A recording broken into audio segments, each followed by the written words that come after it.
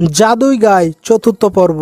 এর আগের পর্বে তোমরা দেখেছো সুরাজ কিভাবে এই ঘরের মধ্যে বন্দী হয়, আর এদিকে তার মেয়ে রিমা অনেক চিন্তায় পড়ে যায়। আরে কি ব্যাপার, এখনো আসছে না? মানে তার কোনো বিপদ হলো না তো?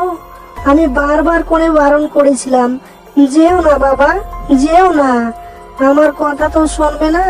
এখন তার কি হলো কে জানে। না না, আমার আর দেরি করা ঠিক হচ্ছে না। যাই, আমি জাদুই গায়কে গিয়ে বলি, যদি উনি কোনো উপায় বের করতে পারে। এই বলে রিমা জাদুই গায়ের কাছে এসে তাকে সমস্ত কথা খুলে বলে। কি তার এত লোভ? আমার কথা অমান্য করে ও পশ্চিম দিকে গেছে। আসলে লোভী মানুষের সাজা এমনই হয়। না না জাদুই গায়, এমন করে বলো না।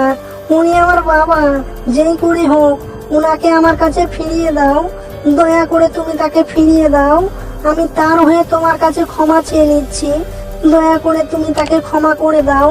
দেখো, আমার বারণ করা সত্ত্বেও তোমার বাবা সেখানে গেছে, আর ও যেখানে গেছে সেখান থেকে বের করার ক্ষমতা আমার নেই। না না জাদুই গায়, এটা হতে পারে না। না না, আমি যেই করে হোক আমার বাবাকে আমি ফিরিয়ে নিয়ে আসবো। বলো, আমাকে তাড়াতাড়ি বলো, আমাকে কি করতে হবে, আমি তাই করব। বলো জাদুই গায়, আমি কোথায় গেলে আমার বাবাকে ফিরে পাবো? আচ্ছা ঠিক আছে, তুমি যখন এত করে বলছো তখন তোমাকে এর একটা উপায় বলে দিচ্ছি। এখান থেকে অনেক দূরে একটা গুহার মধ্যে জাদুই মণি আছে। তুমি যদি সেই মণি তোমার বাবার কাছে নিয়ে যেতে পারো তবেই তোমার বাবাকে বাঁচানো সম্ভব। কিন্তু কিন্তু কিন্তু কি জাদুই গায়? কিন্তু জাদুই মণি নিয়ে আসে তো সহজ কাজ নয়, কারণ তোমাকে সেখানে যেতে হলে একটা নদী পেরিয়ে যেতে হবে। আর নদী পার হওয়া তো সহজ কাজ নয়, কারণ সেই নদীতে একটা অনেক ভয়ঙ্কর শক্তিশালী কুমির বাস করে। তার সঙ্গে লড়াই করে তাকে মেরে তোমাকে নদী পার হতে হবে, নইলে ও তোমাকে কাঁচায় খেয়ে ফেলবে। তাই এটা অসম্ভব। আর কোন রকম তুমি নদী পার হয়ে গেলেও তোমাকে একটা অনেক শক্তিশালী নাগেরও মোকাবেলা করতে হবে, যেটা অনেক কঠিন। আচ্ছা ঠিক আছে, তুমি কোনো চিন্তা করো না, আমি তোমার কাজ কিছুটা সহজ করে দিচ্ছি। এই বলে গায় তার শরীরের মধ্যে একটা জাদুই শক্তি ভরে দেয়। এবার যাও, তুমি বিপদের সময় যা বলবে তাই হবে। কিন্তু হ্যাঁ, একটি কথা মনে রাখবে, এই শক্তি কেবলমাত্র তুমি 3 বারই ব্যবহার করতে পারবে। এরপরে এই শক্তি নষ্ট হয়ে যাবে, তাই খুব সাবধানে এই শক্তি ব্যবহার করবে, কেমন? এরপর রিমা জাদুই গায়কে ধন্যবাদ দিয়ে জাদুই মনের উদ্দেশ্যে রওনা দেয়। এইভাবেই অনেকক্ষণ হাঁটার পর শেষ পর্যন্ত সেই নদীর কাছে এসে যায়। এসো এসো এসো, তাড়াতাড়ি এসো। আমি অনেক দিন ধরে মানুষের মাংস খেতে পাইনি, আজ আমি তোকে মজা করে খাবো। আরে বাপরে, ইয়ে তো আজ আমাকে কাঁচাই খেয়ে ফেলবে। আমি ওপারে যাব কি করে? এক কাজ করি, জাদুই গায়ের দেওয়া সেই শক্তি আমি একবার ব্যবহার করে নিই। এছাড়া উপায় নেই, এছাড়া আমি তাকে হারাতে পারবো না। হে জাদুই শক্তি, তুমি আমাকে একটা অনেক শক্তিশালী কুমির বানিয়ে দাও। তার এই কথা বলার সঙ্গে সঙ্গে সে একটা অনেক শক্তিশালী কুমিরে পরিণত হয় আর নদীতে নেমে দুষ্টু কুমিরের সঙ্গে লড়াই শুরু করে। এইভাবেই অনেকক্ষণ লড়াই করার পর শেষ পর্যন্ত দুষ্টু কুমিরকে মেরে ফেলে। হে জাদুই শক্তি, আবারও আমাকে মানুষ বানিয়ে দাও। এরপর রেমা আবারও মানুষ হয়ে হাঁটতে শুরু করে, আর কিছুক্ষণ আসার পরেই সে দেখে সেই জাদুই মনের গুহার সামনে একটা ভয়ঙ্কর নাগ বসে আছে। এই দেখে রিমা অনেক ঘাবড়ে যায়। এই কে রে তুই? তোর এত বড় সাহস, তুই আমার গুহার কাছে এসেছিস? নিশ্চয় তুই জাদুই মণি চুরি করার জন্য এসেছিস, কিন্তু তোর এই আশা কখনোই পূরণ হবে না। তার আগে আমি তোকে এখানে লাশ বানিয়ে রেখে দেবো। আরে বাপরে, এবার আমি কি করব? আমি তো অলরেডি 2বার জাদুই শক্তি ব্যবহার করে ফেলেছি, আর একবার ব্যবহার করতে পারবো। কি যে করি, আর একবার ব্যবহার করলে আমি এর চাইতেও শক্তিশালী নাগ হয়ে যেতে পারবো, কিন্তু আমি মানুষ হতে পারবো না। আমার কাছে সেই শক্তি থাকবে না। তার মানে তো নাগ হওয়া যাবে না। এমন কিছু হতে হবে যেন আমি মানুষই থাকি। কি করা যায়, কি করা যায়? আইডিয়া। হ্যাঁ জাদুই শক্তি, আমার একটা কুড়াল দরকার। এরপর রিমা সেই কুড়াল দিয়ে নাগের সঙ্গে লড়াই শুরু করে আর শেষ পর্যন্ত নাগকেও মেরে ফেলে। আর গুহার মধ্যে ঢুকে দেখে সেখানে জাদুই মণি রাখা আছে। এরপর রিমা জাদুই মণি নিয়ে তার বাবার কাছে এসে যায়। আরে বেটি, এখানে তো তুমি কি করে আসলে? যাও যাও মা, তাড়াতাড়ি তুমি এখান থেকে পালিয়ে যাও, নইলে আমার সঙ্গে সঙ্গে তুমিও মারা পড়বে। যাও যাও, তাড়াতাড়ি এখান থেকে পালিয়ে যাও, আমার লোভের সাজা আমাকে ভোগ করতে দাও। না বাবা, আমাদের কিচ্ছু হবে না, আমার কাছে এখন জাদুই মণি আছে, আমাদের কোনো ভয় নেই বাবা, আমাদের কিচ্ছু হবে না। কি জাদুই মণি? জাদুই মণি তুমি কোথায় পেলে? এরপর রিমা তার বাবাকে সমস্ত কথা খুলে বলে। তাই তুমি আমাকে এত ভালোবাসো যে তোমার নিজের জীবন বাজি রেখে সেই ভয়ঙ্কর জায়গা থেকে জাদুই মনে নিয়ে এসেছো শুধুমাত্র আমাকে বাঁচানোর জন্যে? সত্যি সত্যি মা, তোমার কোনো তুলনা নেই। যাজ্ঞা, সেসব কথা এখন থাক, আমরা আপাতত এখান থেকে বেরিয়ে যাই। এরপর রিমা জাদুই মণি সেই মণির উপরে রেখে দেয় আর সঙ্গে সঙ্গে বাড়ি সেখান থেকে গায়েব হয়ে যায় আর তারা প্রাণে বেঁচে যায়। বেটি, তুমি ঘরে যাও, আমি আসছি, জাদুই গাইকে ধন্যবাদ দিয়ে আসছি।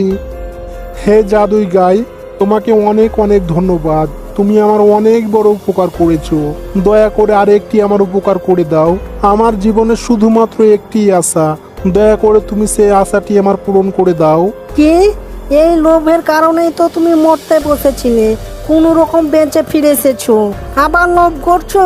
লজ্জা করে না তোমার? দাঁড়াও বন্ধু, দাঁড়াও, তুমি বলো বলো তোমার ইচ্ছে কি?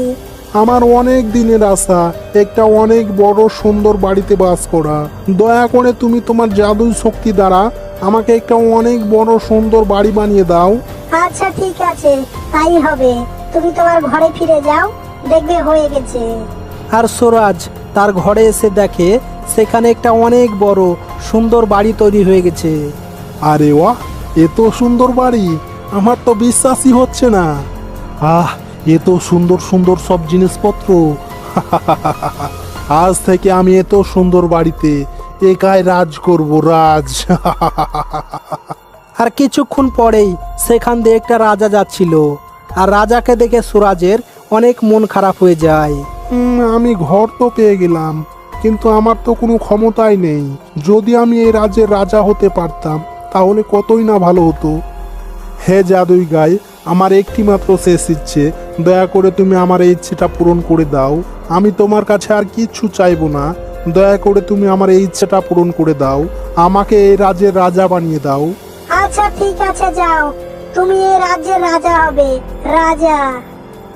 আরে ওয়াহ, আজ তো মজা এসে গেল, আজ থেকে আমি এই রাজ্যের রাজা, রাজা। সবাই আমার কথায় উঠবোস করবে, সবাই আমার কথা মানবে, সবাই আমাকেই মেনে চলবে। এত গরম, এই রোদে তো আমার মুখটা পুড়ে গেল। এই সূর্য, তোর এত বড় সাহস, তুই আমার মুখটা পুড়িয়ে দিলি? তুই কি আমার চাইতেও শক্তিশালী? আচ্ছা ঠিক আছে, আমি দেখছি, আমিও সূর্য হয়ে তোর ব্যবস্থা করছি। হে জাদুই গরু, তুমি আমাকে সূর্যের মতো শক্তিশালী বানিয়ে দাও।